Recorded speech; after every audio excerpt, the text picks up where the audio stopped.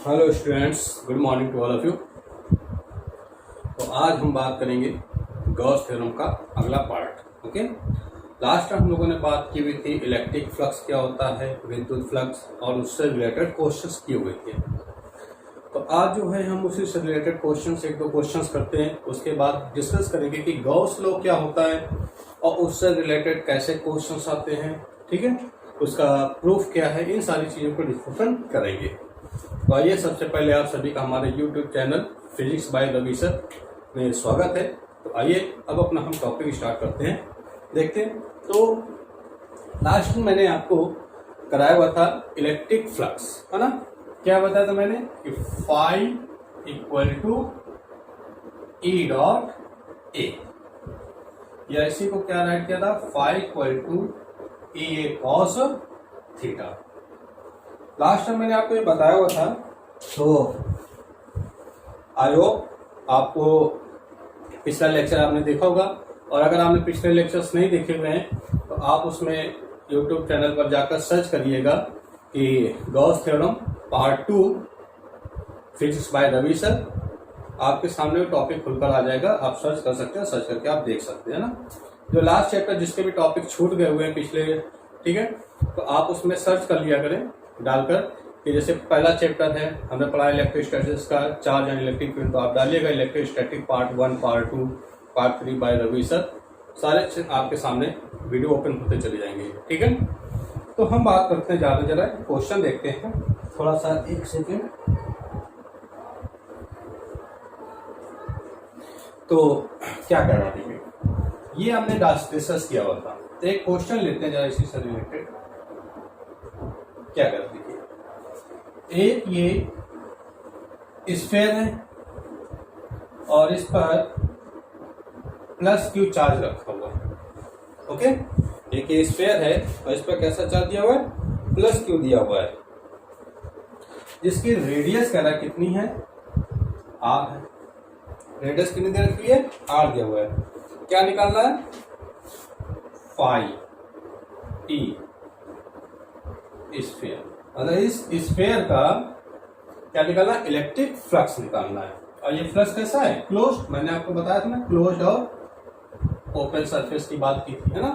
जब 3D की बात करते हैं तो यहाँ पे क्लोज सरफेस की बात आती है। क्लोज सरफेस मैंने कहा था कि हमेशा जो इलेक्ट्रिक फ्लक्स होता है वो आउटवर्ड वाला लेते हैं, अंदर वाला नहीं लेते हैं। जबकि 2D में क्या था, डायरेक्शन आउटवर्ड भी होती है और इनवर्ड भी होती है ना। 3D की बात करें तो हमेशा डायरेक्शन कहाँ लेते हैं, बाहर वाले। इसे चैप्टर आप देख सकते हैं। तो ये क्वेश्चन है, आइए इसको सॉल्व करते हैं हम लोग, जरा देखते हैं। तो सबसे पहले मैंने आपको कहा था पीछे कि कोई भी क्वेश्चन करने के पहले गॉस थ्योरम से रिलेटेड, देखिए इसको क्या करें, बहुत से छोटे छोटे स्मॉल पार्ट्स में डिवाइड कर लें, क्योंकि हम डायरेक्ट किसी चीज का एक साथ इंटीग्रेशन वैल्यू नहीं कैलकुलेट कर सकते हैं।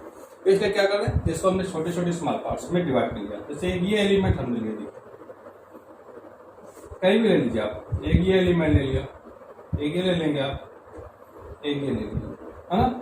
ये जो स्मॉल है, इसका जो स्फीयर है, इसके छोटे छोटे भागों में डिवाइड कर दिया हमने, इस तरीके से बांट दिया। तो एक भाग जो है ना, ये वाला, तो इसका एरिया वेक्टर कितना है, डीए। भाई सरफेस क्या होगी, स्मॉल हो गई। जब स्मॉल होगा तो उसका एरिया भी क्या हो जाएगा, स्मॉल हो जाएगा। कोई बड़ी सरफेस होगी तो एरिया ज्यादा, उसका एक छोटा सा भाग लेंगे तो एरिया कम। जैसे बोर्ड है, बोर्ड का एरिया ज्यादा होगा, इसका एक छोटा सा भाग ले लेंगे तो इसका एरिया स्मॉल हो जाएगा। तो ये जो पॉइंट हमने स्मॉल एलिमेंट लिया, इसका एरिया कितना है, डीए है यहाँ पे। और मैंने आपको बताया था कि एरिया वेक्टर, है ना, गॉस थ्योरम का first topic chapter, first topic आप डिस्कस करिएगा ना, कि Gauss law part 1 physics by Ravi sir डालकर सर्च करिए, आ जाएगा। वहां पे मैंने आपको बहुत अच्छी तरीके से बताया था कि एरिया वेक्टर की डायरेक्शन का थी परपेंडिकुलर आउटवर्ड होती है ना, बाहर। जैसे ये सरफेस है तो परपेंडिकुलर आउटवर्ड होती है, तो ये सरफेस है, इसकी डायरेक्शन कहाँ होगी, आउटवर्ड होगी। सभी पॉइंट पर देखें, अगर यहाँ पॉइंट पर देखें हम, तो यहाँ पे भी क्या होगी, आउटवर्ड। देखो ये सरफेस होगी, ये बाहर की होगी। यहाँ देखें तो इस पर भी क्या होगी, बाहर हो जाएगी। यहाँ देखें, यहाँ पर भी एरिया वेक्टर बाहर हो जाएगा। ओके, हमने बहुत से स्मॉल पार्ट्स में इसको डिवाइड कर लिया एलिमेंट्स में। अब ये अंदर कैसे चार्ज रखा है, प्लस क्यू चार्ज रखा है। आप क्या जानते हैं, the direction of electric field due to the plus charge is outward. Plus Q charge के कारण जो डायरेक्शन होती है वो कैसी होती है, बाहर की होती है, विद्युत क्षेत्र की। तो यहाँ पे प्लस क्यू चार्ज है, इसकी क्या डायरेक्शन क्या होगी, विद्युत क्षेत्र की तीव्रता बाहर की ओर काम करेगी। अगर इस पॉइंट पर देखें आप तो यहाँ पर भी क्या होगी, बाहर की ओर होगी। इस पॉइंट पर देखें आप तो यहाँ पर भी क्या होगी, बाहर होगी। इस पॉइंट पर देखें तो यहाँ पर भी क्या होगी, बाहर। यानी सभी पॉइंट्स पर इलेक्ट्रिक फील्ड की डायरेक्शन क्या होगी, बाहर की होगी। अब अगर आप देखें यहाँ पर तो हम कहते हैं कि ये जो एक स्मॉल एलिमेंट लिया, मान लीजिए बहुत से 1 2 3 4 बहुत से n स्मॉल एलिमेंट से डिवाइड किया।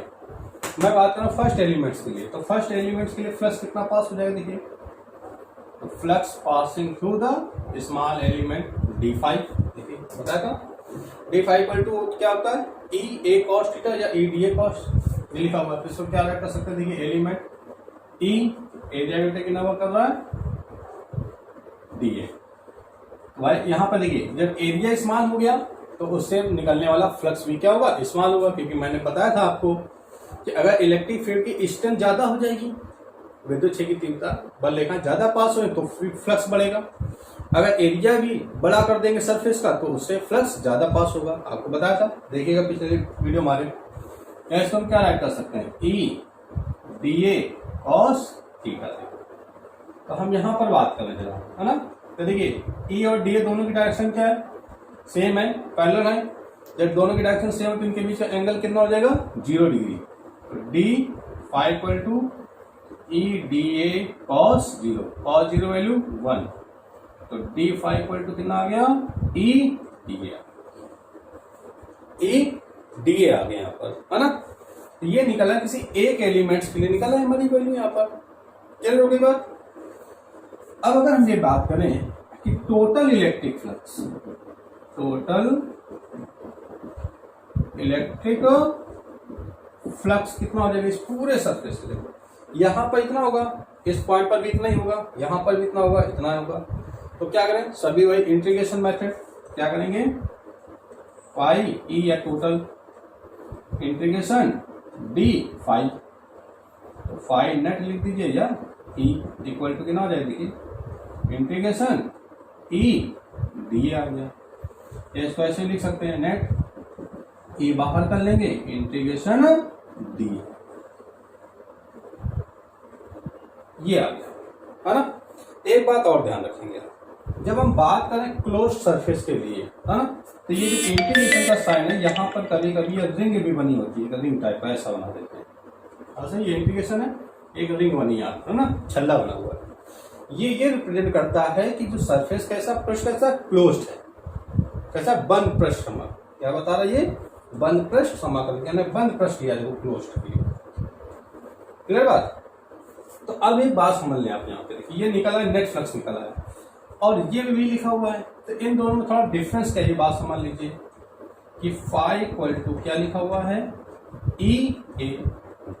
इसको जरा बात समझ लें, दोनों में डिफरेंस क्या है कि when electric field and area of the surface both are uniform और कांस्टेंट, मतलब कि ई और ए दोनों ही क्या हो, कांस्टेंट हो, तो फ्लक्स भी क्या होगा, कांस्टेंट होगा। यानी फाई इक्वल टू समय कंडीशन क्या लगाएंगे, ई डॉट ए की, बात समझ रहे हैं, जब ई और ए दोनों ही कांस्टेंट हो, ये क्या इलेक्ट्रिक फील्ड इंटेंसिटी, ये क्या एरिया, दोनों क्या यूनिफॉर्म और कांस्टेंट, कोई भी चेंज।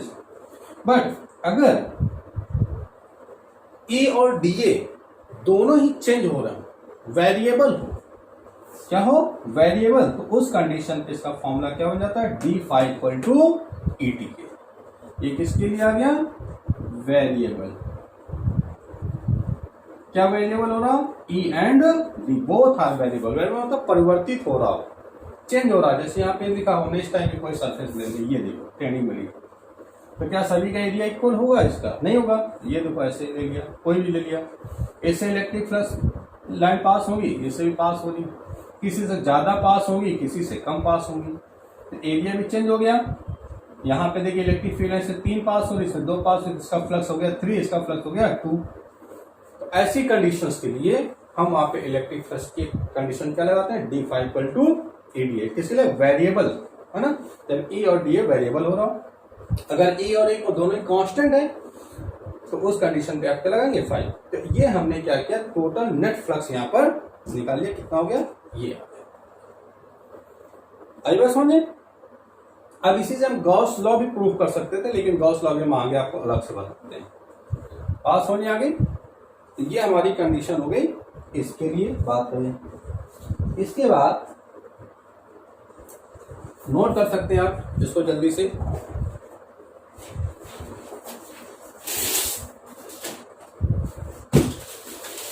चलिए साफ कर दें। ये ध्यान रखेंगे आप, ई और ए कांस्टेंट होगा तो 5 = E डॉट ए की कंडीशन लगाते हैं। अगर वेरिएबल होगा ई और डी ए तो D5 = E DA का फॉर्मूला लगेगा। क्लियर। आगे देखिए, छोटी छोटी बातें आप ध्यान रखेंगे जरा।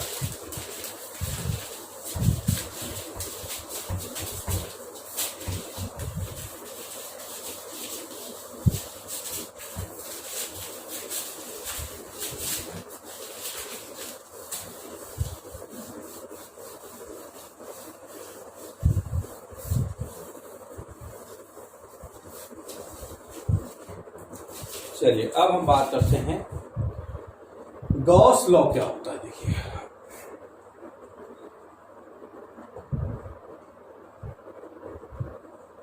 गॉस लॉ या गॉस का नियम जिसको बोलते हैं, हाँ। ये थ्योरम, या देखो लोग थ्योरम भी लिखा होता है, थ्योरम नहीं है, इसका कोई प्रूफ नहीं होता है, एक मैथमेटिकली कैलकुलेशन है केवल, है ना। ये ध्यान रखेंगे, कोई थ्योरम नहीं, एक नियम है, इसलिए इसका कोई अलग से डेरिवेशंस नहीं है, बस एक ये छोटा सा इसकी मैथमेटिकली कैलकुलेशन बताई जाती है यहाँ पर। तो क्या होता है गैस लॉ, अगर हम बात करें थोड़ा समझेंगे इसको।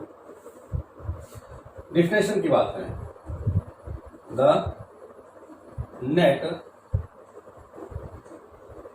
Electric flux passing through the net electric flux 5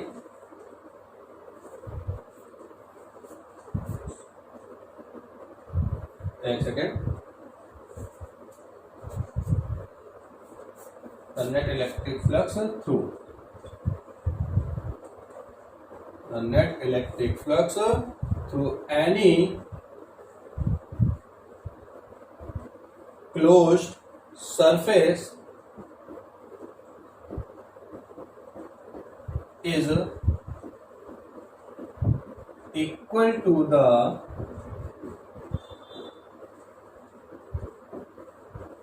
product of net charge Q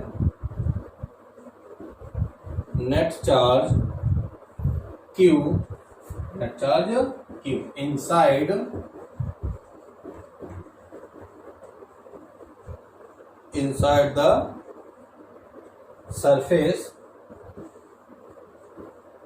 surface and 1/epsilon0।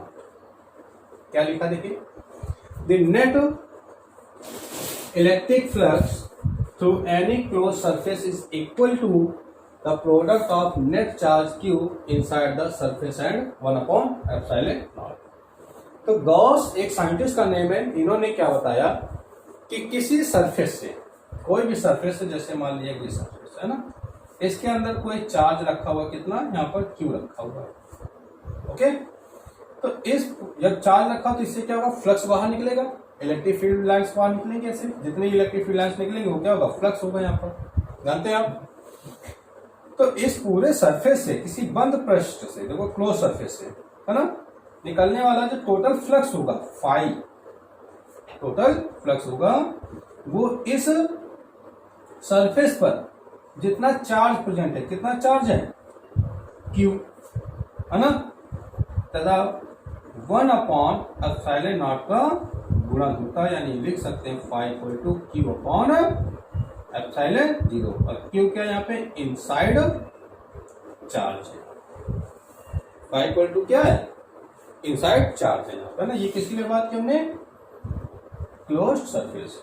तो वो ये लिखा हुआ है कि किसी बंद पृष्ठ से गुजरने वाला विद्युत फ्लक्स उस पृष्ठ पर उपस्थित कुल आवेश, उस पृष्ठ पर उपस्थित कुल आवेश तथा 1/epsilon0 के गुणनफल के बराबर होता है। देखो ये Q, ये 1/ε का गुणनफल है ना, के बराबर होता है।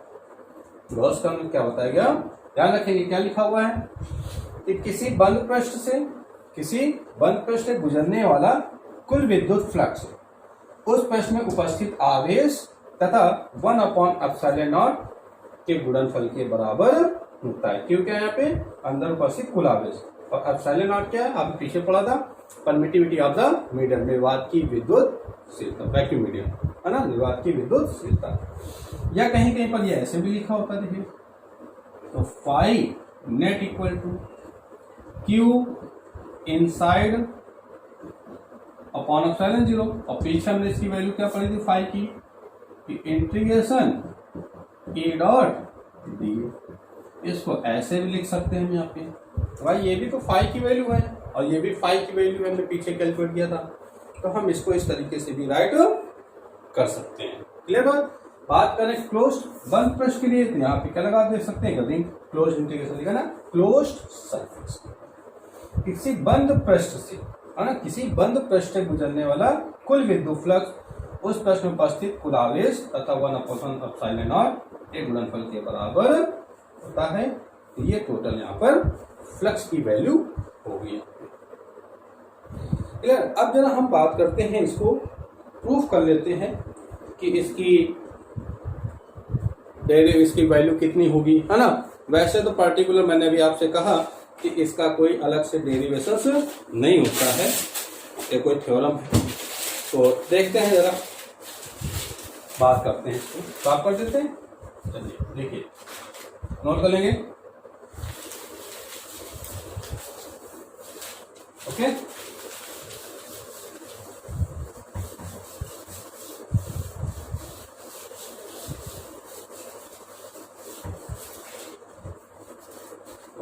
स्टेटमेंट ध्यान रखेंगे आप, क्या होता है, phi net equal to Q upon ε0। Q क्या है, इनसाइड चार्ज, अंदर का आवेश, इक्वल टू क्या लिख सकते हैं, क्लोज इंटीग्रेशन E डॉट।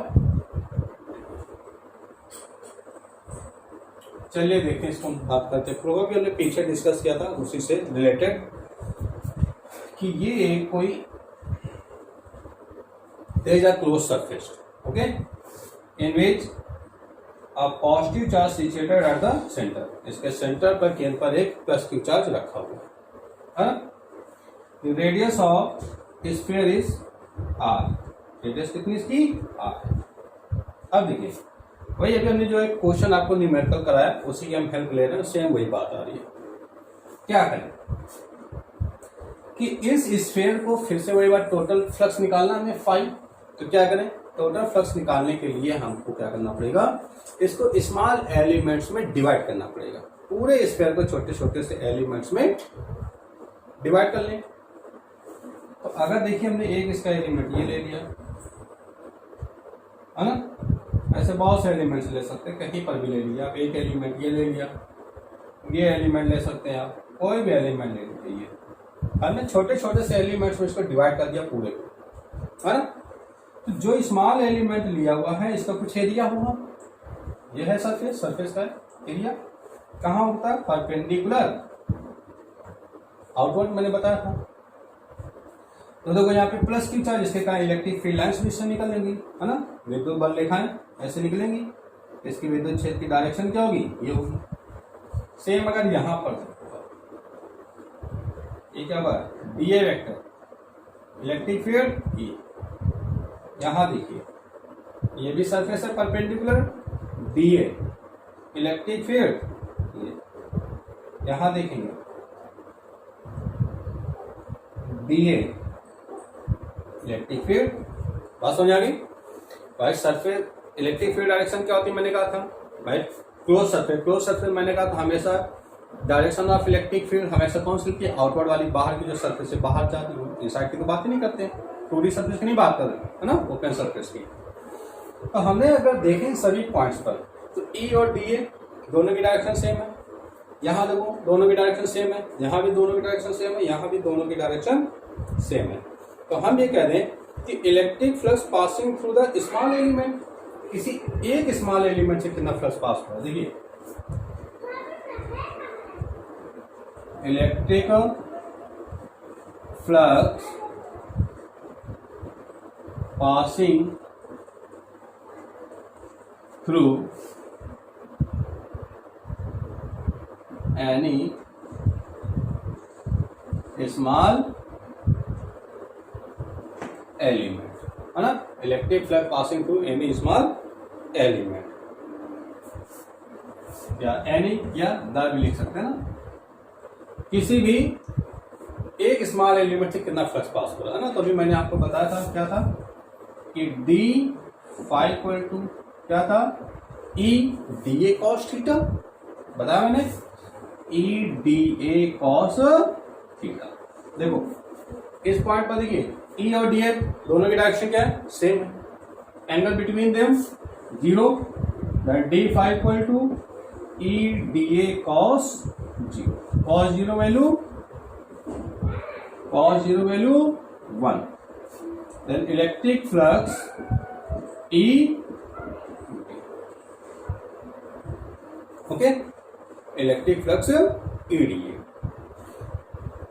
तो क्या निकला है, the electric flux passing through any one small element, किसी एक स्मॉल एलिमेंट से इतना फ्लक्स पास हो रहा है। चार्ज तो इक्वल है, स्मॉल एलिमेंट्स में इक्वल डिवाइड किया, तो जो ये सेकंड पॉइंट है यहां पर भी क्या होगा, इतना ही फ्लक्स पास होगा, यहां पर भी इतना फ्लक्स होगा, यहां पर भी, कोई भी पॉइंट्स जो भी होंगे यहां पर, सभी पॉइंट्स पर इलेक्ट्रिक फ्लक्स क्या होगा, इक्वल पास होगा। क्योंकि देखो रेडियस भी इक्वल है, डिस्टेंस इक्वल है, तो सर्विस यहां से निकला, इधर भी जाएगा, ऐसे भी जाएगा और ऐसे भी जाएगा, सभी पर क्या होगा, इक्वल लेंथ पर फ्लक्स पास होगा। तो अब हम ये कहते हैं कि total electric flux passing through the whole surface, total electric flux passing through the whole surface, पूरे सरफेस से कितना फ्लक्स पास होगा। क्या करें इसका, वही इंटीग्रेशन कर दीजिए, फाई टोटल लिख दीजिए आप, equal to integration D phi, surface कैसी है, क्लोज, आप यहाँ पे क्लोज इंटीग्रेशन का साइन भी बना सकते हैं ऐसे। तो देखिए डी फाई वैल्यू क्या है, ई डी ए, ई को हम बाहर लाइट कर सकते हैं, क्या आएगा, डी ए, ओके। ये क्या है, इंटेंसिटी ऑफ इलेक्ट्रिक फील्ड। अब देखिए पीछे हमने पढ़ा हुआ था क्या, कि the intensity of electric field due to a point charge, किसी बिंदु आवेश के कारण विद्युत क्षेत्र की तीव्रता क्या था, E इक्वल टू 1/4 का epsilon 0 Q upon R square. भाई किसी बिंदु, तो यहाँ पे प्लस क्यू है, इसके कारण इस पॉइंट पर है ना, आर डिस्टेंस पर, तो इंटेंसिटी कितनी काम करेगी, ये पीछे फर्स्ट चैप्टर में हमने डिस्कस किया था याद है। तो देखिए रखते हैं वैल्यू यहाँ पे, तो phi total equal to E 1/4 का epsilon 0 Q upon R square. तो देखिए ये क्या राइट है, क्लोज इंटीग्रेशन दिए, क्लोज मतलब बंद पृष्ठ, कैसा निकाल रहे, टोटल यानी पूरे, इस पूरे पृष्ठ का समाकलन लिखा हुआ है, और डीए क्या, क्षेत्रफल, क्षेत्रफल किसका, क्षेत्रफल का, इस पूरे पृष्ठ का क्षेत्रफल। तो स्फीयर की बात कर रहे हैं, पूरा पृष्ठ देखो स्फीयरिकल दिख रहा है यहाँ पे, हमने इसको स्मॉल एलिमेंट से डिवाइड कर दिया, इस पूरे की बात है, जहां से वहीं पे बात है। ये area of, total area of the sphere, ये क्या लिखा, टोटल पृष्ठ का क्षेत्रफल लिखा हुआ है, तो स्फीयर का एरिया कितना होता है, 4 pi R square, total surface area. देखिए 4 पाई आर स्क्वायर ये कैंसिल हो जाएगा, तो फाई टोटल इक्वल टू क्या आएगा, Q अपॉन एप्सिलॉन,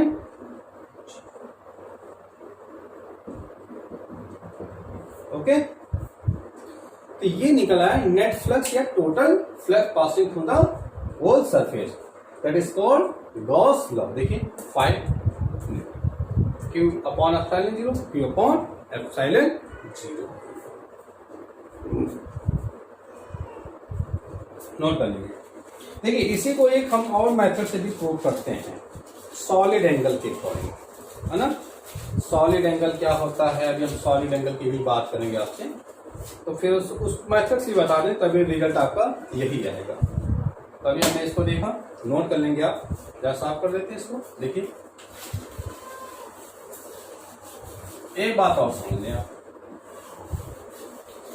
कि ये जो स्फीयर है, अगर स्फीयर का साइज चेंज कर दिया जाए, बड़ा कर दिया जाए, जितनी रेडियस r थी अगर इसकी रेडियस 2r कर दिया जाए, जस्ट डबल रेडियस कर दी जाए, तो फ्लक्स पर क्या इफेक्ट पड़ेगा? क्या फ्लक्स पर कोई इफेक्ट पड़ेगा? अगर रेडियस इंक्रीज कर दी जाए, बढ़ा दिया जाए, तो इस पर फ्लक्स पर क्या इफेक्ट पड़ेगा? है ना? तो देखते हैं जरा। एक आर हमने बात की थी ना, कितना स्फीयर की रेडियस कितनी थी यहाँ पर? आर। अगर इसकी रेडियस हम बढ़ा दें, मान ली सपोज दैट हमने एक ये radius of this sphere is 2r, radius increase कर दें, अगर रेडियस इंक्रीज कर दें तो क्या इफेक्ट पड़ेगा यहाँ पर? देखिए फ्लक्स पर, देखिए if r equal to 2r, okay, then flux कितना हो जाएगा? देखिए 5 इक्वल टू क्या था यहां से, देखो 1/4πε0 Q/r। देखिए क्या रखेंगे, r स्क्वायर ना, r की जगह पर क्या आएगा 2r² इंटू क्या एरिया, सरफेस, टोटल सरफेस का एरिया कितना? अभी ये जब 2r होगा तो एरिया कितना होता है 4πr², 4πr²। अब रेडियस कितनी 2r, तो यहां पर क्या ले लेंगे 2r का स्क्वायर, तो 4π2r²। जरा देखिए अब भी वही रिजल्ट आएगा 4π2², 4π2², तो Q/ε। क्या रहा, क्या फ्लक्स पर कोई इफेक्ट पड़ा? नहीं। बात समझ रहे हैं? तो अगर हम स्फीयर का शेप साइज बढ़ा दें तभी इसके फ्लक्स पर कोई इफेक्ट नहीं पड़ेगा। फ्लक्स जितना पहले पास हो रहा था, फ्लक्स अभी भी उतना ही पास होगा। अगर रेडियस हाफ कर दीजिए इसकी आर को, तो यहाँ भी हाफ हो जाएगा, यहाँ पर भी हाफ हो जाएगा, तभी फ्लक्स इतना होगा। यानी कोई भी सरफेस है ना, the size of close surface do not effect on phi. Clear? सब है? ओके। पॉज करके नोट कर लिया करें आप।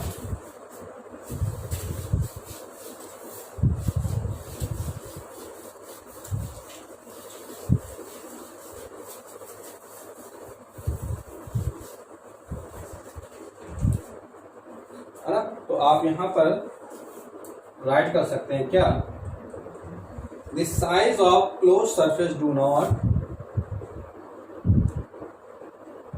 The size of closed surface do not affect on net flow। बात समझ आई? effect on net flow, not effect। क्या कह रहा है?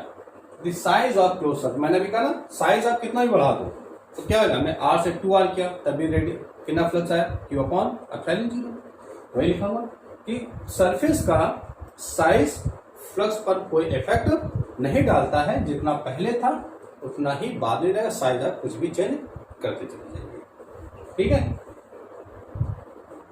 या दूसरी बात हम क्या कर सकते हैं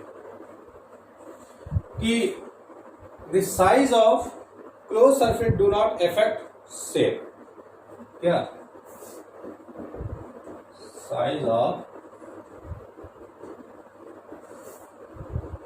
closed surface do not affect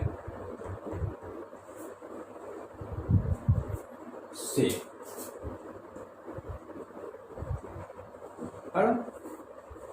तो अगर कह रहा है कि वो size of close surface do not affect shape, यानी उसका शेप पर भी कोई इफेक्ट नहीं पड़ेगा, शेप में कोई भी चेंजेस कर दूंगा शेप कोई भी चेंजेस कर दो तभी फ्लक्स उतना ही पास होगा। किसका? से जो क्लोज सरफेस का शेप कुछ भी चेंज कर दे, है ना।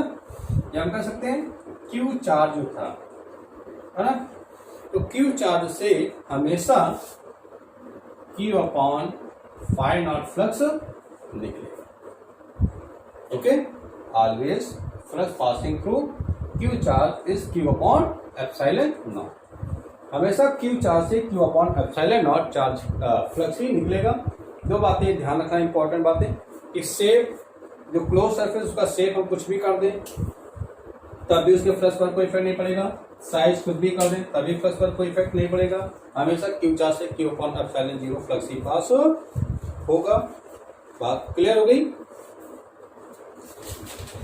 क्लियर? चलिए जरा, तो अगर हम इसका एक एग्जांपल देखें, मैंने कहा आपसे इस साइज पर कोई इफेक्ट नहीं पड़ेगा, है ना। जैसे एक एग्जांपल देख लेते हैं। हमने एक सिलेंडर ले लिया, एक ये सिलेंडर लिया, ओके, और यहां पर ये प्लस क्यू चार्ज रखा हुआ है, प्लस क्यू चार्ज रखा हुआ है। तो अब क्या होगा, इससे फ्लक्स कितना पास होगा? या जैसे हमने कोई मान लिया शेप ले लिए कौन के टाइप का, है ना, ये कौन ले लिया, यहां पर क्यू चार्ज रखा हुआ है, तो क्या फ्लक्स पर कोई इफेक्ट पड़ेगा? There is no effect on the flux. Flux always produce Q upon epsilon not. हमेशा फ्लक्स कितना निकलेगा? कैसे? देखो भाई, इससे फील्ड लाइन्स इधर भी जाएंगी, ऐसे भी निकलेंगी, ऐसे भी निकलेंगी, ऐसे भी निकलेंगी, ऐसे भी पास होगी, ऐसे भी पास होगी, ऐसे भी पास होगी, ऐसे पास होगी, सभी डायरेक्शन में पास होगी। रेडियस तो आर है, रेडियस इक्वल होगी। जैसे यहां पर देखें, अगर यहाँ पर कोई इफेक्ट पड़ेगा? नहीं भाई, यहाँ पर भी कोई इफेक्ट नहीं पड़ेगा। ये ऐसे निकलेगी, यहाँ से निकलेगी, यहाँ भी निकलेगी, है ना। ऐसे भी फ्लक्स पास होगा, ऐसे भी फ्लक्स पास होगा। तो किसी भी कंडीशन पे बात करें हम, तो फ्लक्स जो है वो सभी सरफेस से पास हो रहा है ना। तो इसलिए मैंने कहा कि शेप और साइज का कोई भी इफेक्ट नहीं पड़ता है, फ्लक्स हमेशा इतना ही पास होगा। शेप साइज कैसा भी, चाहे इसकी बात करें या इसकी बात करें, या आप कोई क्यूबिकल सरफेस ले लीजिए, स्फेरिकल सरफेस ले लीजिए, किसी भी सरफेस के लिए उसके शेप साइज का कोई इफेक्ट नहीं पड़ेगा। हमेशा फ्लक्स इतना ही प्रोड्यूस होगा। क्लियर? ओके, स्टार्ट करते हैं।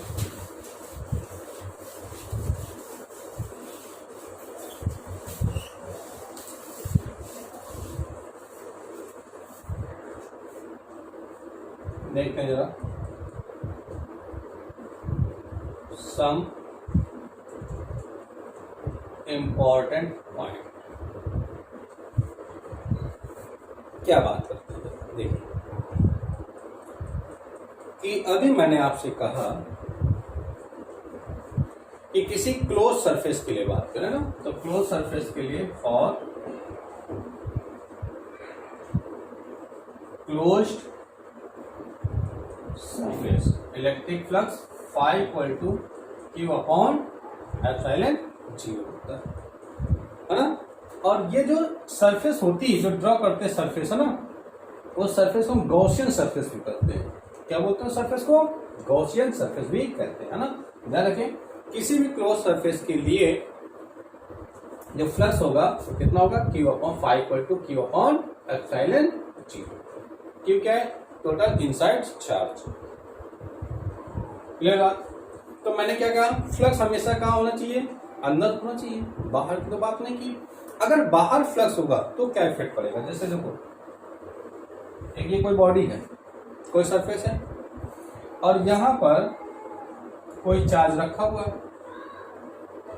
तो अब क्या करेगा? देखिए भाई, इस चार्ज से कुछ फील्ड लाइंस पास होगी, ऐसे बात समझना, फील्ड लाइंस पास होगी। यहाँ पे हमने कहा कितना फ्लक्स होगा। देखो अगर बाहर रखा है, देखो पहली बात तो मैं आपको बता दूं डायरेक्ट, अगर बाहर रखा हुआ है तो फ्लक्स ऑलवेज जीरो होगा।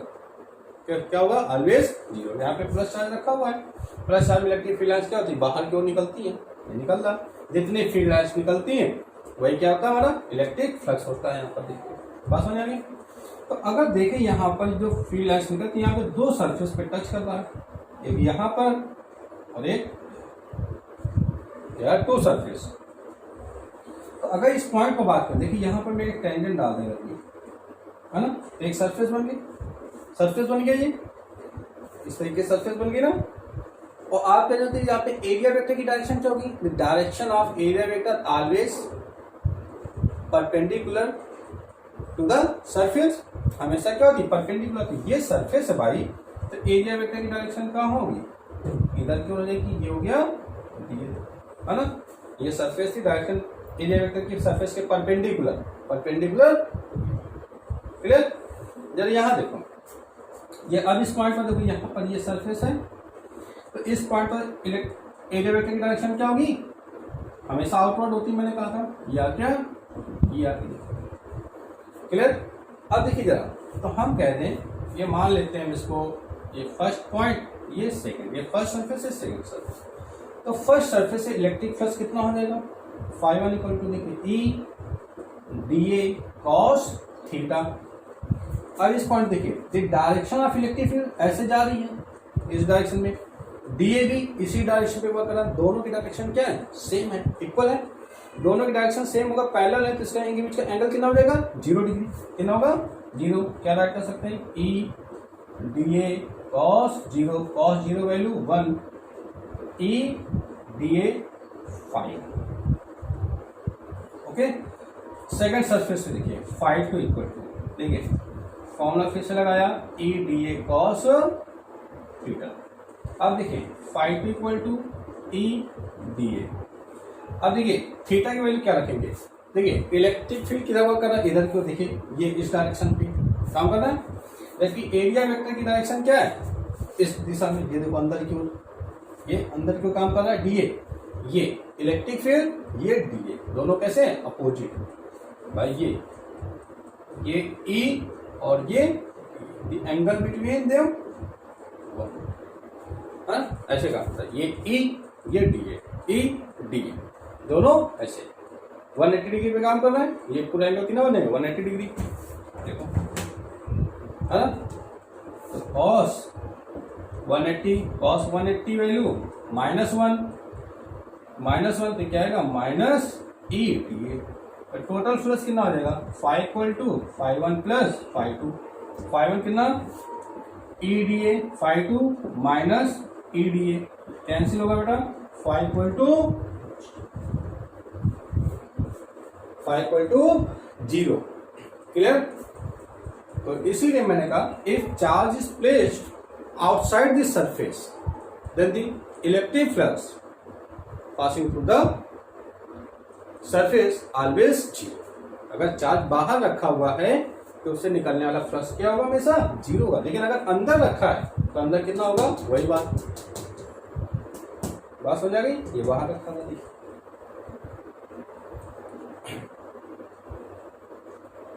क्लियर? ऐसे बहुत से, हम कोई भी, जैसे एक और पॉइंट देख लेते हैं, सी पॉइंट मान लीजिए कि देयर इज अ सरफेस, यहाँ पे 2 चार्ज हैं, Q1 और Q2, और यहाँ पर Q3 चार्ज प्लेस है। एक सरफेस दे रखी है और क्या रहा है यहाँ पर कि टोटल अंदर कितना चार्ज है? यहाँ पे Q1 और Q2, आउटसाइड सरफेस पे चार्ज कितना है? Q3 यहाँ पर देखिए, है ना। तो अगर हम बात करें कि एक पॉइंट ये है, इस पॉइंट पर फ्लक्स कितना होगा? टोटल फ्लक्स की हम बात करेंगे, क्या निकालें? नेट फ्लक्स कितना हो जाएगा, बस ना। तो जब फ्लक्स की बात की तो मैंने क्या कहा था आपसे कि फ्लक्स किसके कारण प्रोड्यूस होता है? जो इनसाइड द चार्ज, जो अंदर की ओर चार्ज हो। अंदर चार्ज क्या है? Q1 और Q2 है, यहाँ पर Q1 और Q2 है, तो इसके कारण फ्लक्स कुछ फील्ड लाइन्स निकलेंगी। फील्ड लाइन्स कहाँ होंगी? बाहर की ओर काम करेगी, ये देखो होगा। अब यहां पर देखो, ये सरफेस है, इस सरफेस पे एरिया वेक्टर की डायरेक्शन भी क्या होगी? परपेंडिकुलर, बाहर की ओर होगी डी ए, यानी ए भी काम कर रहा है उस डायरेक्शन में, डी ए भी काम कर रहा है। काम कर रहा है कि नहीं कर रहा है ना? तो हम कहते हैं ये इननेट फ्लक्स कितना हो जाएगा? तो यहां पे देखो इलेक्ट्रिक फील्ड जो है, electric field E produce due to the Q1 Q2 Q3 Q1 Q2 Q3 करके इलेक्ट्रिक फील्ड में ये मैटर नहीं करता कि चार्ज अंदर रखा है या बाहर रखा है, चार्ज कहीं पर हो सकता है। चार्ज कहीं पर ध्यान रखेंगे कि जो इलेक्ट्रिक फील्ड काम कर रहा है ये Q1 के कारण भी है, Q2 के कारण भी काम कर रहा है, Q3 के कारण, तीनों कारण इस पॉइंट पे काम कर रहा है। लेकिन जो फ्लक्स की बात करेंगे, फ्लक्स हमेशा जो अंदर रखा होगा, फ्लक्स जिसके कारण प्रोड्यूस होता है, ध्यान रखेंगे इस बात को, flux produce due to the internal charge, जो आंतरिक चार्ज है उसके कारण हमेशा फ्लक्स प्रोड्यूस होता है। लेकिन इलेक्ट्रिक फील्ड पे कोई मैटर नहीं करता। इलेक्ट्रिक फील्ड अंदर भी चार्ज है उसके कारण भी हो सकता है, बाहर चार्ज उसके कारण भी हो सकता है। तो अगर हम बात करें कि according to Gauss net flux क्या हो जाएगा, देखो यहाँ पे अंदर चार्ज कितना होगा, Q1 plus Q2 upon epsilon 0 हो जाएगा, होगा या नहीं होगा? ओके, या इसको हम क्या राइट कर सकते हैं, close integration E dot D. बात समझ आ गई? अच्छे से ध्यान रखेंगे आप। E क्या है, इन सभी का आउटसाइड और इनसाइड दोनों ही चार्ज के कारण है, बट फ्लक्स जो है वो only for inside the charge produce होता है। क्लियर? अगर यहीं पर देखिए इसके अंदर एक डायपोल रख दें, हम डायपोल रख दें तो उसमें कैसा होता है, प्लस माइनस दोनों चार्ज होते हैं, कुछ में फील्ड लाइंस बाहर होंगी, कुछ में अंदर होंगी, दोनों के कारण फ्लक्स भी क्या हो जाएगा, 0 हो जाएगा।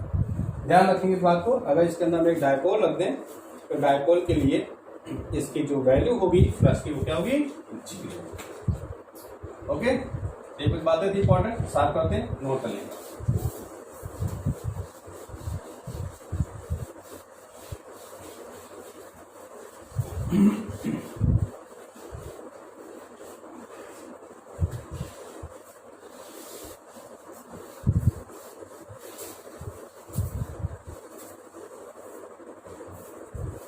चलो क्लियर? तो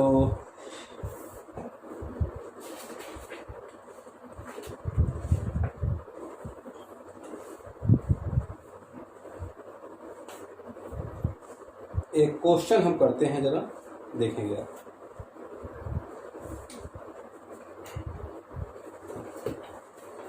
एक बुक का कोई क्वेश्चन देखते हैं।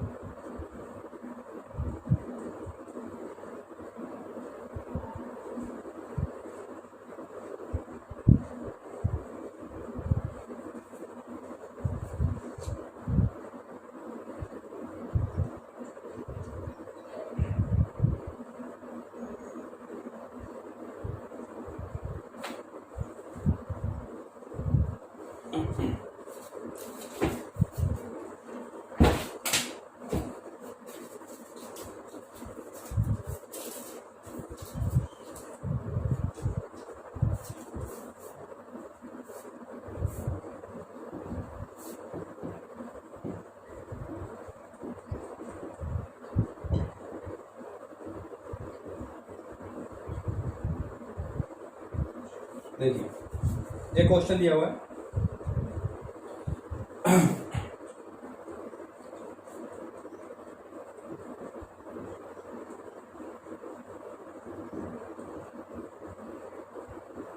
बात समझिए। एक क्वेश्चन दे रखा हुआ है यहाँ पर कि एक्स वाई जेड ये एक्सिस दे रखा हुआ है ना, और इस पर एक क्यूब बना हुआ है हमारा A B C D E F G H, इस तरीके से बना रखा हुआ है। ये इसका पॉइंट, कोई इलेक्ट्रिक फील्ड है वो इस तरीके से ऐसे पास हो रही है, इस डायरेक्शन पे ये इलेक्ट्रिक फील्ड चल रही है। ऐसे कितनी इलेक्ट्रिक फील्ड चल रही है, equal to E naught X I का, एक्स डायरेक्शन पे जा रही है, एक्स डायरेक्शन में यूनिट वेक्टर इज आई का ना। ये इलेक्ट्रिक फ्लक्स कितना दे रखा है, ये दे रखा होगा ना, कितना है ई नॉट एक्स आई का, where E not equal to 2.5 into 10⁵ newton per coulomb to metre है। क्या कैलकुलेट करना देखिए, find total electric flux and charge to the cube. तो इस पूरे क्यूब से कितना फ्लक्स पास हो रहा है और टोटल चार्ज कितना होगा ये कैलकुलेट करना है। तो साइड ऑफ ईच क्यूब, जितने भी क्यूब है ना, इस क्यूब की जो साइड है कितनी दे रखी, ए दे रखी सभी की, है ना। The side of cube is a. तो अगर देखो सबसे पहले मैंने आपको पीछे भी इस टाइप का एक क्वेश्चन कराया था, मैं क्या निकाला, टोटल इलेक्ट्रिक फ्लक्स की बात करें, है ना। तो इलेक्ट्रिक फ्लक्स निकालने के लिए भाई जब फील्ड पास हो रही है तो इसका हमको क्या निकालना, फ्लक्स के लिए फॉर्मूला क्या होता है, क्या होता है, y equal to E A cos theta. पता था आपको किसकी जरूरत पड़ती है, ई तो दिया हुआ है ना, ए। अब हम ए की एक सरफेस ले लें, कोई भी 6 सरफेस, देखो इसमें 6 फेस है, 1 2 3 4, एक बैक साइड की 5 और एक फ्रंट की, 6 सरफेस है ना, 1 2 3 4, 1 2 3 4 5 एंड 6, 6 सरफेस है इसमें, है ना। इस टोटल सरफेस कितना इलेक्ट्रिक फ्लक्स पास होगा ये हमें कैलकुलेट करना है। तो एक सरफेस की बात करें, किसकी बात करें, 1 सरफेस की बात करें अगर हम जरा, तो अगर देखा सबसे पहले हम कोई भी सरफेस ले लें आप, ए बी ई एफ, ये देखिए, तो इसकी साइड कितनी है, ये एक तरीके क्या बन रहा है, देखो रेक्टेंगल बन रहा है यहाँ पर, ए इंटू ए। इसका एरिया कितना हो जाएगा, एरिया कितना हो जाएगा, एरिया ए इक्वल टू कितना हो जाएगा, ए इसका लंबाई टू चौड़ा, वही फॉर्मूला है ना, लेंथ इंटू ब्रेथ बताया था पीछे, ये लिख सकते हैं यहाँ पर। तो हम कहें 6 फेस से कितना, देखो टोटल निकाल लेते हैं डायरेक्ट, 6 फेस हैं, तो 6 फेस निकालना प्लस कितना हो जाएगा, 5 1 plus 5 2 plus 5 3 plus 5 4 plus 5 5 plus 5 6 हो जाएगा। ओके, तो 5 1 जरा हम बात कर लेते हैं किसके लिए, कौन कौन सा फिर देखना, 5 कौन कौन सी, A B E F plus दूसरे कोई भी ले लो, आपने इसको पहले माना तो आप इसको ले लो, है ना, फर्स्ट, इसके बाद सेकंड इसके बैक वाली, कोई भी आप सरफेस ले सकते हो ना, क्या है, ओ सी डी जी प्लस। अब देखिए फर्स्ट हो गया, सेकंड, ये थर्ड ले लीजिए, 5 कहीं से भी ले लेंगे आप, तो C B E D plus नीचे वाला ये वाला लेंगे आप, देखिए ओ ए एफ जी,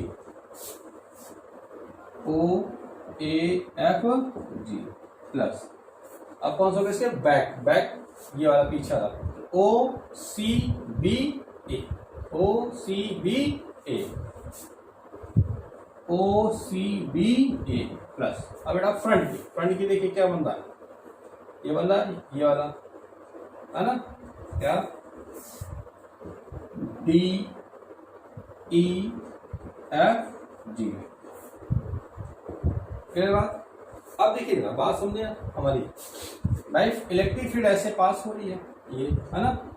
अगर सबसे पहले इस सरफेस की बात करें, कौन सी, ए बी ई एफ वाला, ये देखो ये सरफेस ऐसे, इलेक्ट्रिक फील्ड इसी डायरेक्शन पे जा रहा, तो एरिया वेक्टर क्या हुआ, एरिया वेक्टर की डायरेक्शन परपेंडिकुलर आउटवर्ड होती है, तो एरिया वेक्टर भी कहाँ काम करेगा, इसी डायरेक्शन पे, देखो भाई इलेक्ट्रिक फील्ड इस डायरेक्शन में काम कर रहा है ना, चल रही इसी डायरेक्शन में, इसका क्षेत्रफल सदिश भी काम कर रहा है ना। तो ई और डीए, ई भी काम कर रहा है, डीए भी काम कर रहा है, ऐसे ई और ये डीए, दोनों की डायरेक्शन क्या होगी, सेम, दोनों डायरेक्शन होगा तो एंगल क्या हो जाएगा, 0, यहाँ पे एंगल 0 हो गया, पास होना। जब एंगल 0 हो जाएगा तो क्या लिख सकते हैं इसको, ई A cos theta, E A cos 0 हो जाएगा, ओ सी डी जी, ओ सी काम गया OCDG, ये बैक साइड देखिए, है ना। अब एक बात इसमें और देखिए, कुछ दे रखा हुआ है,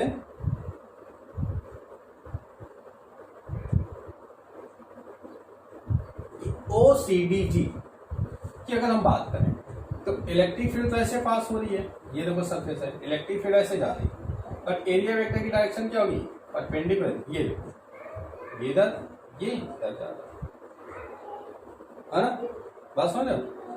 लेकिन यहाँ पर एक बात ये है कि जो हमारी सरफेस OCDG रखी हुई है, OCDG रखी हुई है भाई, ये कहाँ पे रखा हुआ है, इसके इस पॉइंट पर है, एक्सिस ओरिजिन पॉइंट पर, ओरिजिन पॉइंट पर, तो ये x इक्वल टू यहाँ पे कितना दे रखा है, x इक्वल टू क्वेश्चन में करा कितना a, जब x इक्वल टू यहाँ पे ओरिजिन पर है तो ये तो वैल्यू 0 हो जाएगी, ये वैल्यू 0 हो जाएगी ना भाई, ये कहाँ पर है, एक्सिस पर, तो अगर लंबाई तो दिखे, चौड़ाई इसकी क्या है 1.0 है, यहाँ पे तो ये वैल्यू क्षेत्रफल पूरा 0 हो जाएगा। इसका मतलब कि OCDG जो है वो क्या होगा, पूरा 0 हो जाएगा, डायरेक्ट लिख रहा हूं यहाँ पे, है ना, देखना। अब CBED ये ऊपर सरफेस देखो, तो एरिया वेक्टर ऊपर क्यों काम करेगा, DA, इलेक्ट्रिक फील्ड ये काम कर रही है, देखो इलेक्ट्रिक फील्ड ऐसे चल रही है, D ऐसे, कितना एंगल हो जाएगा 90 डिग्री, cos 90 फिर से 0, ये भी 0 हो जाएगा। OAFG, OAFG नीचे वाली सरफेस देखिए, तो एरिया वेक्टर नीचे की ओर मूव करेगा, इस डायरेक्शन पे देखो, एरिया वेक्टर DA, और इलेक्ट्रिक फील्ड इस दिशा में चला, कितना एंगल बने यहाँ पर भी 90, cos 90 फिर से 0, ये भी 0 हो जाएगा। ओके, अब क्या हो गया, OCBA, OCBA outside, back side वाली सरफेस देखो, है ना, पीछे वाली ये, तो देखो यहाँ पर भी इलेक्ट्रिक फील्ड तो ऐसे है, इलेक्ट्रिक फील्ड तो ऐसे काम कर रही है, बैक साइड की सरफेस ले रहे हैं, तो एरिया वेक्टर क्या होगा, ये एरिया वेक्टर डायरेक्शन परपेंडिकुलर, और फिर ये कितना एंगल बन जाएगा, फिर से 90 डिग्री, cos 90 0, बात सुना, एक को छोड़कर सब 0 हो जाएंगे। अब कौन समझ गया, देखिए DEFG ये फ्रंट वाली सरफेस है ना, तो इलेक्ट्रिक फील्ड फिर से ऐसे चल रही है, एरिया वेक्टर की परपेंडिकुलर डायरेक्शन ऐसे होगी, कितना एंगल बनेगा 90 डिग्री, cos 90 फिर से 0, तो 5 ये cos 0 वैल्यू हो जाएगी 1, EA आ जाएगी, है ना। E कितना दिया हुआ देखिए, ये दे रखा है E0 XI cap, E0 XI cap into A कितना है एरिया, A स्क्वायर। क्लियर हो गई बात यहाँ तक, कोई डाउट किसी को, यूनिट वेक्टर x एक्स में यूनिट वेक्टर की वैल्यू 1 हो जाएगी। अब वैल्यू देखिए, इन्होंने क्वेश्चन क्या करा था कि A इक्वल टू जो है वो 1 सेंटीमीटर, साइड दे रखी थी इस क्यूब की, वो कितनी दे रखी है 1 सेंटीमीटर की साइड दे रखी है यहाँ पर, तो वैल्यू रख दी थी यहाँ पर, ये तो यूनिट वेक्टर 1 हो जाएगा। E0 कितना है देखिए 2.5 into 10⁵ newton per coulomb into metre, into x की बात कर रहे हैं यहाँ पर देखिए, तो x की वैल्यू क्या हो जाएगी, x इक्वल टू कितना था मैंने कहा a, तो a रख देंगे, तो a इंटू a क्यूब हो जाएगा, a क्यूब हो जाएगा, a क्यूब की वैल्यू कितनी, देखो यहाँ पे लिख देंगे E0 a क्यूब, ओके, तो a की वैल्यू कितनी थी 1 centimetre, centimetre change into metre, 10⁻² से मल्टीप्लाई पावर ये हो जाएगी, क्लियर। तो कितना हो जाए पावर -6 और +5, माइनस का 1 बचेगा, यानी कि 0.25 न्यूटन पर कूलम इंटू, तो इतना फ्लक्स इस पे पास होगा, इस पूरे, अगर चार्ज इसके अंदर रखा हुआ, बट चार्ज कितना रखा हो ये भी तो कैलकुलेट करना, देखिए चार्ज तो कोई प्रॉब्लम नहीं, फाई निकल आया। आप क्या जानते हो कि phi equal to Q upon epsilon 0, तो Q की वैल्यू कैलकुलेट कर लेंगे, ये मल्टीप्लाई में आएगा फाई इंटू एप्सिलॉन, फाई कितना आ गया 0.25 एप्सिलॉन 0, एप्सिलॉन वैल्यू की क्या होती है 8.85 इंटू 10⁻12, बताया था आपको, 8.85 इंटू 10⁻⁻12। ओके, अब इसको मल्टीप्लाई कर देंगे तो ये आ जाएगा 2.21 इंटू 10⁻12 कूलम। मीन्स इसके अंदर यहाँ पे जो चार्ज रखा हुआ है कितना 2.21 इंटू 10⁻12 कूलम, इसके कारण जो फ्लक्स प्रोड्यूस हो रहा है वो कितना 0.25 Newton per coulomb into metre हो गया। तो ये एक बड़ा अच्छा सा क्वेश्चन था, आप देख लेंगे, बस डायरेक्शन का ही खेल है इसमें सारा। डायरेक्शन आपको क्लियर है तो कोई प्रॉब्लम ही क्वेश्चन में नहीं होनी है, नोट कर लेंगे आप। फिर अगला क्वेश्चन देखते हैं।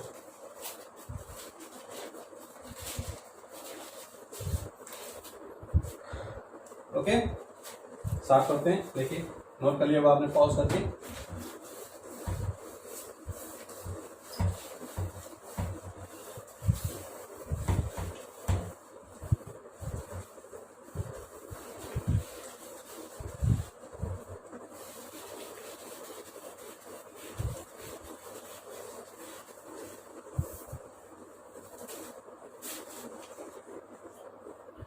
क्लियर? तो अब थोड़ा सा हम कुछ बातें समझ लें। Condition for applying Gauss law, conditions कौन कौन सी होती है, कहाँ कहाँ पर हम गॉस थ्योरम लगा सकते हैं। Condition for applying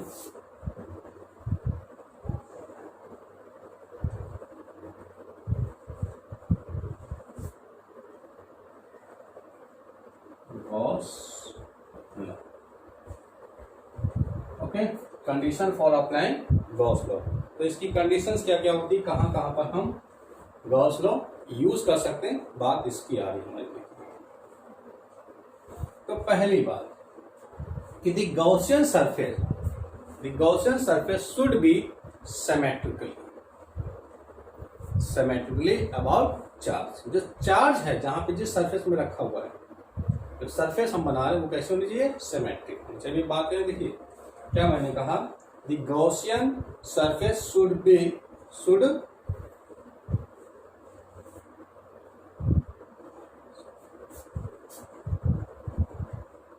the Gaussian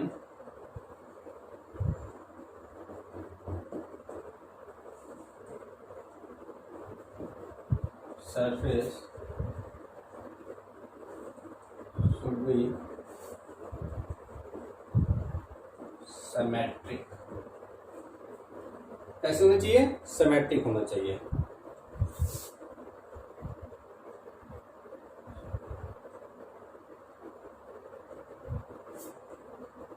by symmetric about charge,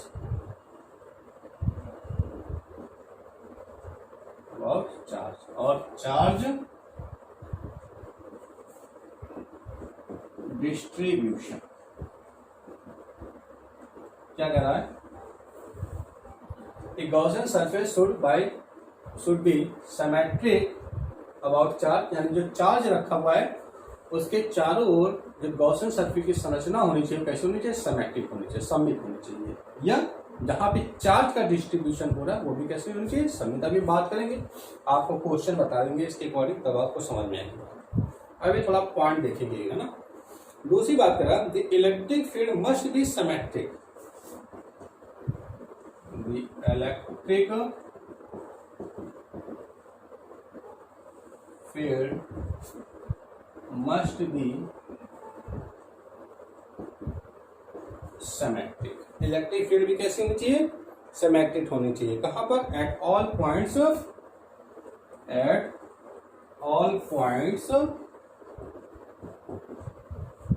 the Gaussian surface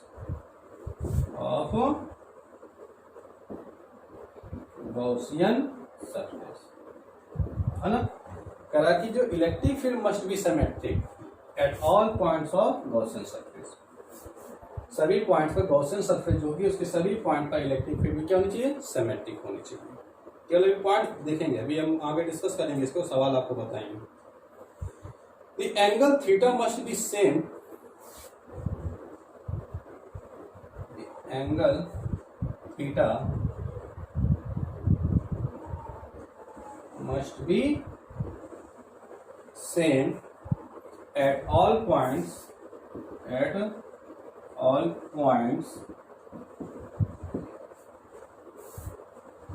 of the Gaussian surface. क्या? इस सभी पॉइंट्स पर गॉसियन सरफेस जो है ये, इसके चाहे कोई यहाँ ले ले, यहाँ पर ले ले, यहाँ ले ले, किसी भी पॉइंट्स पर है ना, सभी पर जो एंगल होगा ये क्या होना चाहिए? सेम होना चाहिए, इक्वल होना चाहिए। क्लियर बात? Next, Gaussian surface must not pass through any point charge।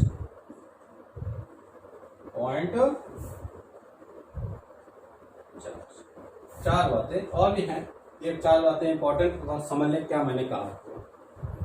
पहली बात, the Gaussian surface should be symmetric about charge या चार्ज डिस्ट्रीब्यूशन, है ना, कि जहां पर जो चार्ज रखा हुआ, जैसे ये चार्ज रखा हुआ है ना, तो इसकी चारों संरचना कैसे होनी चाहिए? सिमेट्रिक। जैसे यहाँ पर मान लीजिए हम एक कोई सिलेंडर बना दें, ये कहने मतलब जो संरचना होनी चाहिए वो कैसे होनी चाहिए? सिमेट्रिक, पूरा बंद होना चाहिए। ओके, या ऐसी संरचना ले लें, यहाँ पर देखिए, या हम कोई क्यूबिकल शेप ले लें आप, ये तो जो संरचना होनी चाहिए वो कैसे होनी चाहिए? सिमेट्रिक, मिली हुई, यानी कि चार्ज जो चार तरफ से वो कैसा हो? समित हो, बंद। ठीक। दूसरा, the electric field must be symmetric at all points of Gaussian surface. तो ये जो देखिए जो चार्ज है, चार्ज के चारों जो ये एक सरफेस बनाते हैं, इसको बोलते हैं गॉसियन सरफेस। क्या बोलते हैं? Gaussian surface. तो कह रहा किसी गॉसियन सरफेस के चारों ओर इलेक्ट्रिक फील्ड विद्युत क्षेत्र भी क्या होना चाहिए? सिमेट्रिक। कैसे? देखो भाई, यहाँ पर है, देखो इससे बल रेखा इधर भी जाएंगी, इधर भी जाएंगी, इधर भी जाएंगी, इधर जाएंगी, जिस डायरेक्शन में जाएंगी वो इलेक्ट्रिक फील्ड को रिप्रेजेंट करेगा। ये इलेक्ट्रिक फील्ड, ये इलेक्ट्रिक फील्ड, ये देखो प्लस चार्ज है, प्लस चार्ज में डायरेक्शन क्या होती है? आउटवर्ड। देखो इसके कारण यहाँ पर भी इलेक्ट्रिक फील्ड होगी, यहाँ पर भी होगी, यानी सभी पॉइंट्स पर इलेक्ट्रिक फील्ड भी क्या चाहिए? Symmetric, equal. ये मतलब ये बात तो बात समझ आ गई ना। पहले तो चार्ज की चारों संरचना कैसे सिमेट्रिक होनी चाहिए। दूसरी बात, चार्ज के चारों क्या होनी चाहिए? इलेक्ट्रिक फील्ड भी सेम होनी चाहिए। तीसरी बात, the angle theta must be same at all points of the Gaussian surface. कि ये जो गॉसियन सरफेस हमने बनाया है यहाँ पर, इसके सभी पॉइंट्स पर जो एंगल होगा ये, है ना, थीटा, ये क्या हो? ये भी इक्वल। तो मैंने पीछे आपको बताया था, अगर आपको याद हो, कि अगर हम एंगल में परिवर्तन करते हैं, जैसे phi equal to E A cos theta लिखा है, phi equal to E A cos theta, तो फाई किस पर डिपेंड करता था? ई पर, ए पर, और थीटा। थीटा क्या था? ई और ए के बीच का एंगल। थीटा जितना ही कम होगा वहां पे फ्लक्स उतना ही ज्यादा हो जाएगा। बात समझ रहे? तो वही कह रहा कि अगर थीटा भी सेम होगा सभी पॉइंट्स पर, तो सभी पॉइंट से जो पास होने वाला फ्लक्स होगा वो भी क्या होगा? क्लियर? अगली बात, Gaussian surface must not pass through any point charge. यानी जो गॉसियन सरफेस है, ऐसा नहीं कि यहाँ पे चार्ज रखा हुआ है कि ये गॉसियन सरफेस इस पॉइंट चार्ज से होकर पास हो रही है, बनाया जा रहा है, ऐसा नहीं। चार्ज क्या होना चाहिए? इनसाइड होना चाहिए, है ना। मैंने कहा कि चार्ज एक पॉइंट चार्ज रखा है, ऐसा नहीं कि हमने कहा कि गॉसियन सरफेस जो है वो इससे बन रही है, ये घटना फिनोमेनन नहीं होनी चाहिए। तो ये 4 कंडीशंस हैं, ठीक है। इस 4 कंडीशन से जहां पर अप्लाई होंगी वहां पर हमारी गॉस लॉ यूज होगा, अदरवाइज गॉस लॉ हम यूज नहीं कर सकते। तो एक साइंटिस्ट थे, उन्होंने एक बड़ी अच्छी बात बोली थी जिसका नाम था ग्रिफिथ्स। ग्रिफिथ ने एक बात बोली थी कि Gauss law is always applicable, Gauss law is always applicable but not always useful. क्या कहा? बहुत अच्छी बात है, देखिए समझना। मैंने क्या कहा? Gauss law is always applicable but not always useful. भाई एप्लीकेबल तो है सभी जगह, लेकिन हमेशा इसका प्रयोग कैसे करना ये टेढ़ा है, ये आपको आना चाहिए। एप्लीकेबल तो सभी जगह है, गॉस हम कहीं भी लगाकर इलेक्ट्रिक फील्ड निकाल सकते हैं, लेकिन कैसे लगाना है, कैसे इसका यूज करना है, ये बात इंपॉर्टेंट है ना। किसने बताया था? ग्रिफिथ्स ने। तो ये 4 पॉइंट थे हम ध्यान रखेंगे, इन 4 पॉइंट पर ही बात करेंगे। तो हम एक बार हिंदी में इसको रिपीट कर देते हैं जो हमारे हिंदी मीडियम बच्चे हैं उनके लिए। Gaussian surface should be symmetric about charge और चार्ज डिस्ट्रीब्यूशन, है कि जो आवेश होगा, है ना, किसी पृष्ठ पर जो आवेश है उसके चारों ओर गॉसियन पृष्ठ कैसी होनी चाहिए? सिमेट्रिक होनी चाहिए, सममित होनी चाहिए, या जहां पर आवेश का वितरण है वहां पर संरचना कैसी होनी चाहिए? इसके चारों ओर सिमेट्रिक, सममित। दूसरी बात कि किसी गॉसियन पृष्ठ, ठीक है ना, देखिए electric field must be symmetric at all the points of Gaussian surface. किसी गॉसियन सरफेस, जिसमें मैंने आपको बताया कि गॉसियन पृष्ठ है ना, कि किसी गॉसियन पृष्ठ के सभी बिंदुओं पर विद्युत क्षेत्र की तीव्रता भी क्या होनी चाहिए? सिमेट्रिक होनी चाहिए, सममित होनी चाहिए। अभी मैंने आपको बताया, यानी कि इक्वल होने चाहिए सभी पॉइंट्स पर। तीसरी बात कि थीटा जो है किसी गॉसियन पृष्ठ से चार्ज से निकलने वाला जो थीटा हो रहा है ई और ए के बीच का एंगल, वो भी क्या होना चाहिए? सेम। एंगल सेम होगा तो इलेक्ट्रिक फ्लक्स भी सेम होगा, ये मैंने आपसे कहा। तीसरी बात कि जो गॉसियन पृष्ठ है वो किसी भी एक पॉइंट चार्ज पर पास नहीं होना चाहिए, लिखा ना, surface must not pass through any point charge. Gaussian surface किसी पॉइंट चार्ज से पास नहीं होनी चाहिए। चार्ज कहाँ होना चाहिए? अंदर होना चाहिए, बाहर होगा तो फ्लक्स 0 हो जाएगा, है ना। ये बात आपको थोड़ा ध्यान रखना। जरा हम आपको 1-2 क्वेश्चन बता देते हैं इससे रिलेटेड, ध्यान रखना इस बात को। चलिए साफ करते हैं, ऑन कर लेंगे आप।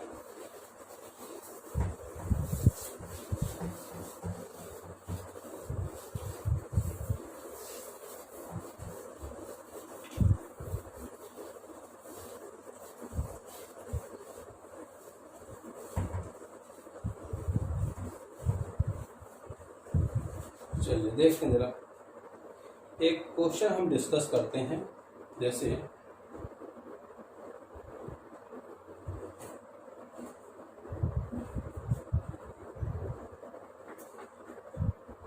कि ये एक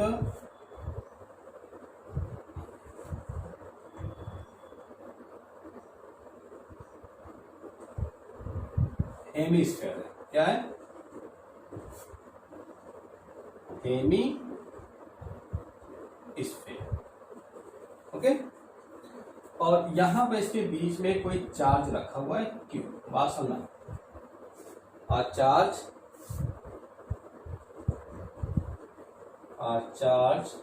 Q placed at the center of hemisphere. एक चार्ज जो है वो हेमिस्फीयर के सेंटर पर रखा हुआ है। तो हमें क्या निकालना है कि calculate the total electric flux through the surface. Calculate total electric flux through the surface.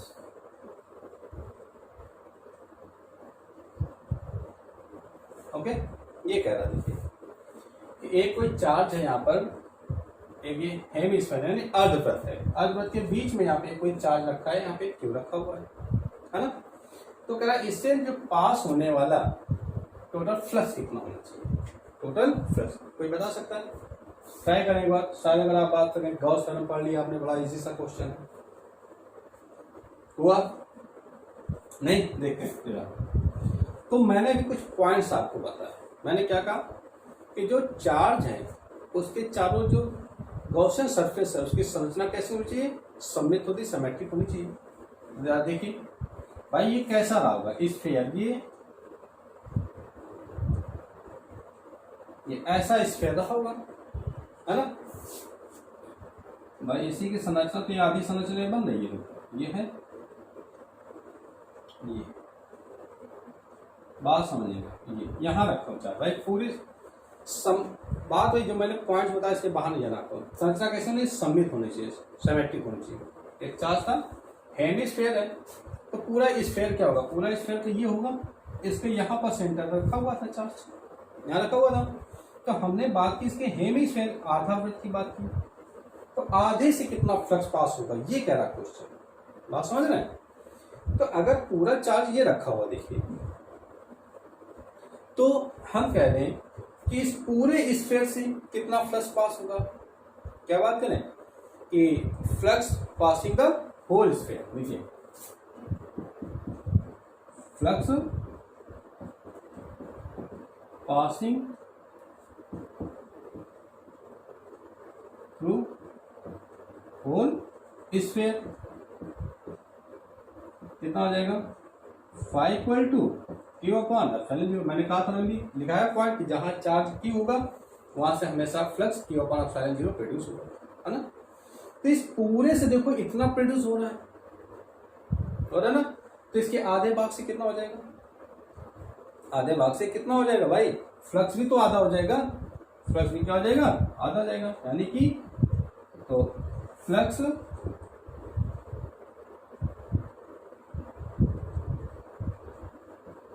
Passing through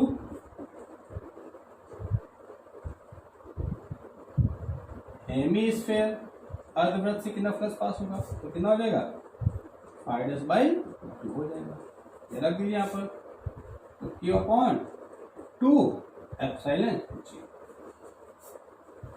तो मैंने कहा ना संरचना कैसे होनी चाहिए, सिमेट्रिक है, सिमेट्रिक है तो आप इजीली कैलकुलेट कर पाओगे, अदरवाइज आपको प्रॉब्लम समझ में नहीं आएगा क्या करेंगे। जो मैं एक पॉइंट बता रहा हूँ, ये पॉइंट आपको ध्यान रखना, देखो इजीली कैलकुलेट हो गया यहाँ पर, है ना।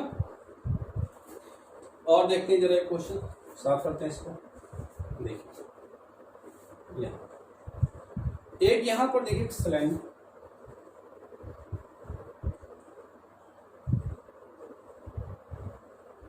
ये सिलेंडर है ना, सिलेंडर का सरफेस है और ये क्यू चार्ज रखा हुआ है, इसकी लेंथ कितनी है यहाँ पर, L/2 लेंथ, L/2 है। तो क्या निकालना है, find the electric flux from this semi cylinder, ठीक है, सेमी, क्या निकालना, फाइंड इलेक्ट्रिक फ्लक्स, है ना, from this semi cylinder, semi मतलब अर्ध सिलेंडर बना हुआ ना, इस आधे सिलेंडर से कितना फ्लक्स निकले, इसको साफ करके देखिए।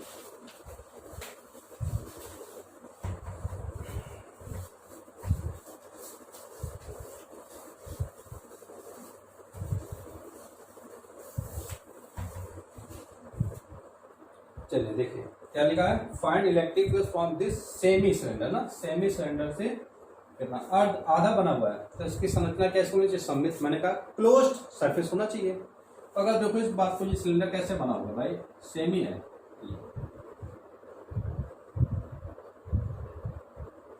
ये लेंथ कितनी है, L/2, तो सिमेट्रिक संरचना क्या हो जाएगी इसकी, ये देखिए होगा यहां पर ऐसे, यहां पे चार्ज रखा हुआ है, ये Q L/2, ये L/2, टोटल लेंथ कितनी हो जाएगी, बात सुनिए, ये सिमेट्रिक संरचना बन गई। अब जैसे सिमेट्रिक संरचना बनी तो अब इसका वैल्यू निकाल सकते हो, कितना हो जाएगा कि 5, पूरे इसके लिए बात करूं, क्लोज्ड सिलेंडर पूरा दिखे सिलेंडर, तो ये चार्ज क्या रखा, बीच रखा, तो फ्लक्स क्या होगा, इससे इधर भी पास होगा, इधर भी पास होगा, ऐसे भी सभी डायरेक्शन में इलेक्ट्रिक फील्ड लाइंस निकलेंगी, ये देखो, तो फ्लक्स कितना हो जाएगा, जब क्यू चार्ज होता है तो फ्लक्स कितना निकलता है, क्यू अपॉन एप्सिलॉन जीरो, ये तो बात थी, ठीक है, L लेंथ। अब कह रहा सेमी है, इसका आधा कर दिया गया भाई, जब पूरे से इतना पास हो रहा फ्लक्स, तो 5 सेमी सिलेंडर कितना हो जाएगा, फ्लक्स क्या हो जाएगा इसका, हाफ हो जाएगा, आधा है ना, तो कितना आ जाएगा, ये वैल्यू रख दीजिए, Q अपॉन 2 एप्सिलॉन। तो इतना यहाँ पर फ्लक्स पास होगा। इस तरीके से किसी भी सरफेस के लिए आप इजिली वैल्यू निकाल सकते हैं। ठीक है, तो आज के लिए हमारे लेक्चर में इतना ही। आगे हम लोग नेक्स्ट लेक्चर में बात करेंगे, इसके और भी क्वेश्चंस देखेंगे और इसके गॉस लॉ के एप्लीकेशंस कैसे होते हैं, सॉलिड एंगल क्या होता है, सारी चीज़ें हम लोग नेक्स्ट लेक्चर में डिस्कस करेंगे। ठीक है, तो अच्छे से आप स्टडी करें, नोट्स बनाते जाइए जिससे आपके काम आएंगे, और चैनल को लाइक और सब्सक्राइब करते रहिए, इससे आपको आने वाले नोटिफिकेशंस मिलते रहें। और मैं एक बात कहना चाहूँगा कि ये चैनल जो हमारा चल रहा है, आप इसको ज़्यादा से ज़्यादा शेयर करें, जिससे शायद उन बच्चों तक भी ये वीडियो पहुंच सके जहां पर जिन बच्चों के पास एजुकेशन की कमी है, किसी कारण से वो स्कूल और कोचिंग्स नहीं ज्वाइन कर पाते हैं, तो उनको एजुकेशन मिल सके, है ना। तो इसलिए आप ज़्यादा से ज़्यादा चैनल को शेयर भी करें, सब्सक्राइब करें, जिससे आने वाले वीडियो आप तक और उन आपके भाई बहनों तक पहुंचते रहें। ओके, तो आगे बात करते हैं नेक्स्ट वीडियो, तब तक के लिए बेस्ट ऑफ लक।